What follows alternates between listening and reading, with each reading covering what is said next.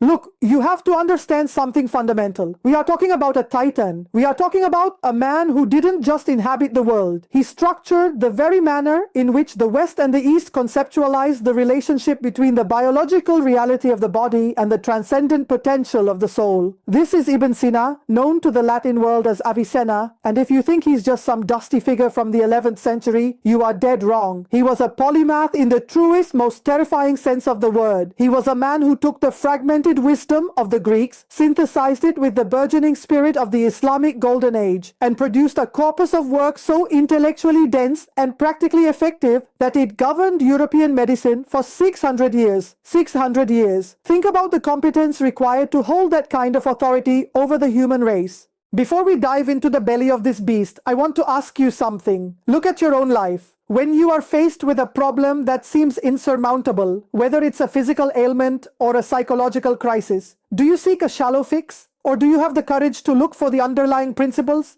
Ibn Sina believed the universe was intelligible and that your health was a manifestation of balance. Tell me in the comments.